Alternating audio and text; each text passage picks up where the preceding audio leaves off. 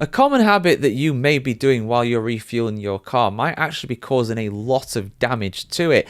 Now, for some people, this is something that most of us would never ever even consider doing, but a lot of people actually do this, and it kind of surprises me, to be honest. It's something that might seem a little benign, a little non-threatening, but basically people are overfilling their vehicles. See, when you're refueling your car, something that's absolutely universal nowadays is that the actual fuel pump will click. It will stop filling your car when it is perceived to be full. That is something that's universal. Now, most people at this point decide, oh, well, it's full now, and they put the pump back into the holster, they put the cap back on and close it up, and then they go to pay. But some people don't do this. Some people actually overfill their fuel tanks, which I found absolutely incredible. And in fact, this can lead to some pretty severe problems. Look what happened to Corvette recently.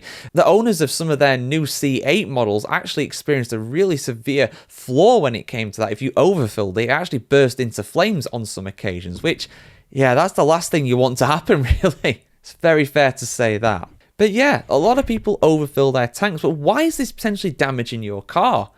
Well, I'll explain why for you guys today. So MacArthur Industries put a video on TikTok recently. I know everybody's favorite social media platform, TikTok, but this is actually quite a good example of it. He explained it really well. He said, quote, "What happens is that every time you click it, in this case the fuel pump, the fuel is going down the return line, which is your evaporation emission. And it causes the engine light to come on because you've got too much fuel where there shouldn't be fuel. Once it clicks, stop it." I can't believe people do this. I really can't.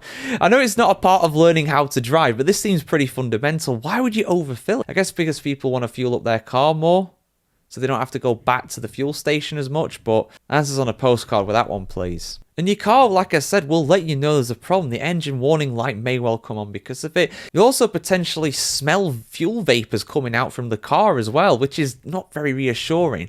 And in the end, you'll actually burn that fuel off even faster. So you might end up going back for some more fuel even quicker than what you would have done anyway, because your fuel efficiency may well go down. When you idle, the car might sound like it's got some sort of engine knock or something like that. That's because you've got too much fuel in the thing.